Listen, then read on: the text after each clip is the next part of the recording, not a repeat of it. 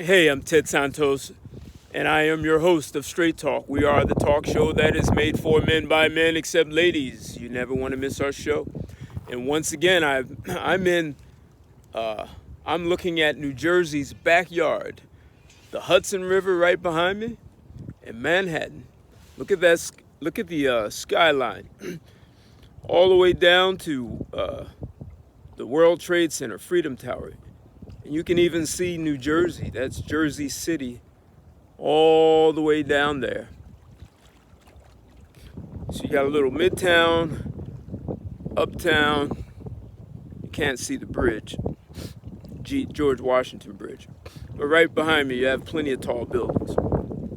Yeah, New Jersey has the best view of Manhattan, for sure. And today I want to have a conversation with you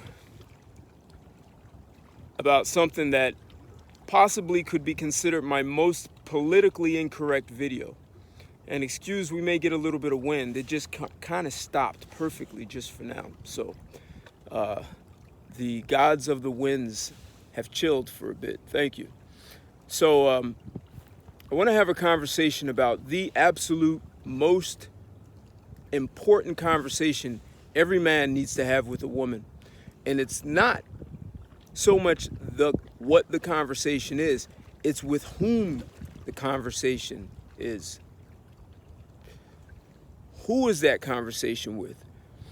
And for those who haven't had that conversation, here's what I can tell you. Until you have that most important and most difficult conversation, you are going to find yourself having a difficult time with women. Some men may call you a simp. Women and men may think you're a wimpy guy.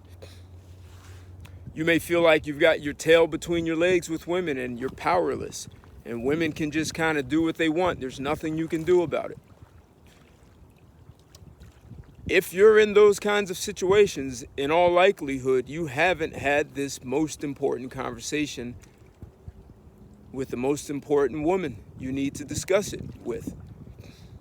And you'll find yourself being used by women, feeling powerless, avoiding relationships, or getting into relationships with women who continue to help you perpetuate this feeling of powerless. Or you're just chasing women for sex because you've got no power any other way. So you've got to manipulate and lie,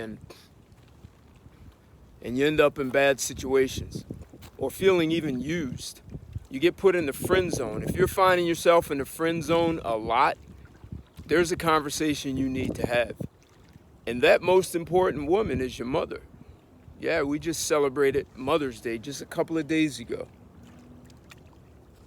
So, yeah, we're all told, I'll always love my mama, and she's my favorite girl, and you only get one, and your mother is the most important, all this stuff. Now, if your mother was one of those women who was very feminine and did not let feminism affect her mind and her decision-making process and how she related to her family, you grew up in a two-parent household, this conversation, what I'm going to have, may be irrelevant. You still might want to listen. And if you're a woman, well, you might want to hear this, because when your son comes to you and has this most important conversation that he needs, if you reject him being a man to have this discussion, you make his life more difficult with women. And I'm under the assumption most parents want to see their children happy and fulfilled. And your son may need to have a conversation with you that he's never had. Maybe he never even considered or thought that he could. He didn't think he had the power or the right to do it.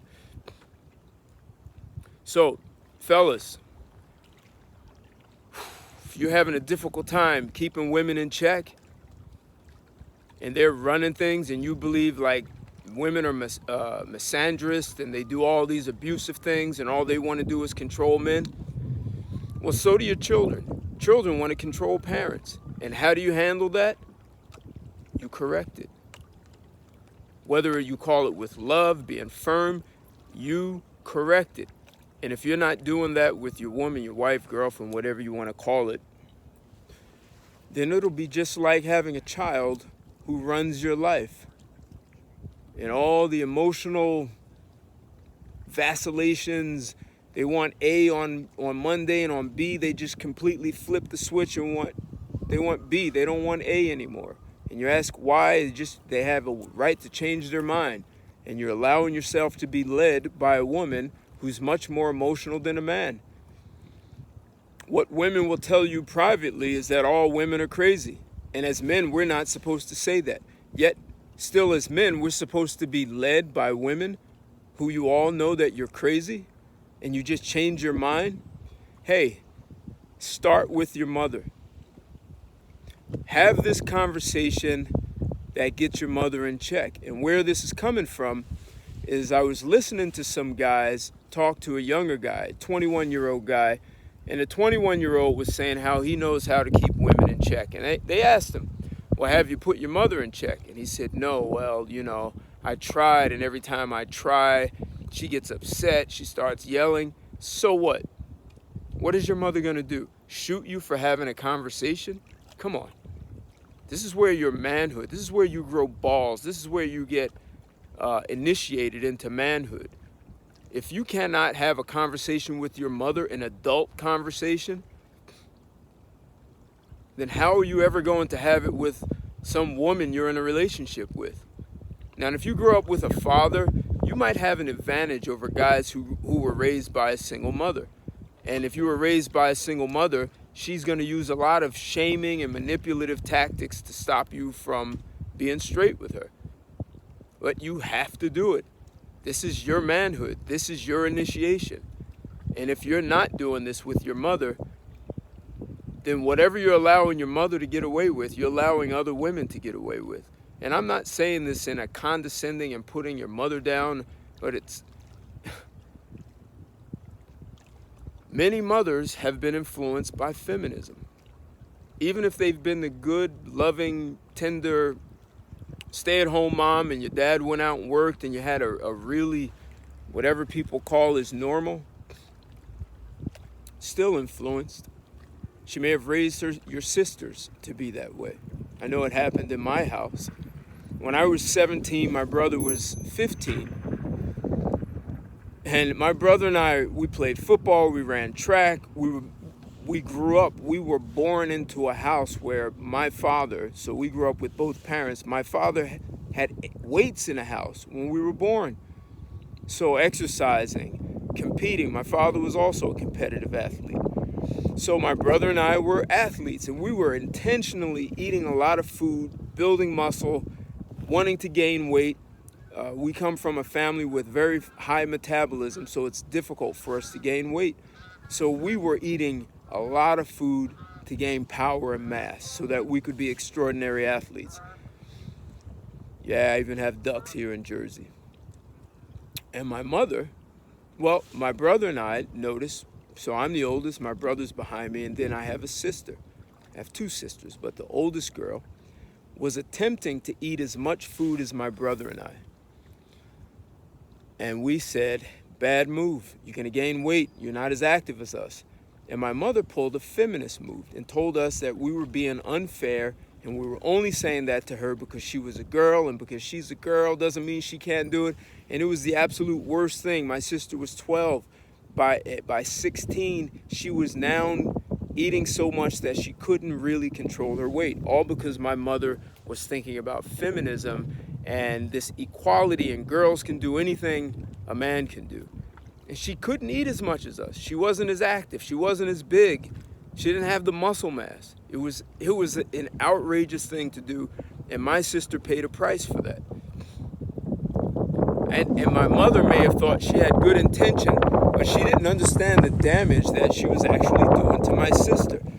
And also the mindset of telling my sister she could do whatever we did, which is just an absolute lie. We don't have the same biochemistry. We don't have the muscle mass. There's just nothing that men and women have that's equal. So you may have had similar situations where raising women believing that girls need to have their own money so they don't have to listen to men and they can do it on their own, instead of teaching girls and women how to collaborate and go into a marriage with the intent of having this marriage, which is a legal binding contract.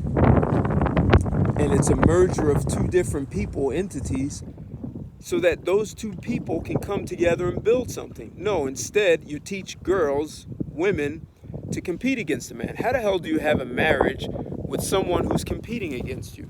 It's just illogical. And this is what I mean. If you're allowing women to lead you with this kind of lack of rationality, now we've got a high divorce rate, and men and women can't get together, and it's damaging children. We get emotionally traumatized children. So as a man, you need to have a conversation with your mother. You need to tell your mother when she's out of line, when she's out of her lane, when she thinks she knows what it means to be a man and she just doesn't. And if she starts to yell and scream and get upset, let her. That's her right. If she wants to do that, do it. You need to have the conversation. Now, I've had this conversation, and I was 16. And I said to my mother, and the setup was beautiful because my father and all of my siblings were present. My mother was in the kitchen with my two sisters, and my brother and I were in the den with my father. My father was laid out on the couch reading the paper, and the kitchen and the den connect, and I stood between the two rooms and said to my mother, "Hey, Ma, you seem to think a lot of people owe you things, and no one owes you anything." Well, she didn't take to that too kindly. She was a little upset and told me I didn't know what I was talking about and I should be quiet. And I said, "Why? You demand that my father do all these things for you, and you think he owes it to you. The world owes you nothing." Now, I didn't know about this idea of entitlement. I didn't use that. I told my mother that my father owes you nothing, the world owes you nothing, and if you want things in life, you need to learn how to work and get them yourself. And man, she blew up. It was like a volcano just exploded. And I wanted my father to hear that. Well, my mother told me she had the right to feel like the world can give her whatever she wants. And I told her, "No, you don't. If you want it, go get it yourself." And she yelled and screamed at me, and that was kind of the end of it. Now, my father and I had a very acrimonious, we were like many father and sons. It was like two kings in a castle. And 2 years later, he came in my room and just said, "Son, the way you deal with women is the way I should have been." He said, "Me as a man, I let your mother get away with things that I probably shouldn't." And my father was no wimpy dude. He was 6'1". He was about 225 pounds. His bicep was always a cannonball. I always knew him to be a big, strong guy. And no one messed with my father. He was not a wimp, but for some reason, I guess he believed it was okay to allow yourself to be led by women. And he got that from his father. And his father, my grandfather, believed that women should always run things. They should rule the relationships. And that's why so many men find themselves in ugly divorces, because they go into relationships believing that it's normal to be led by a woman.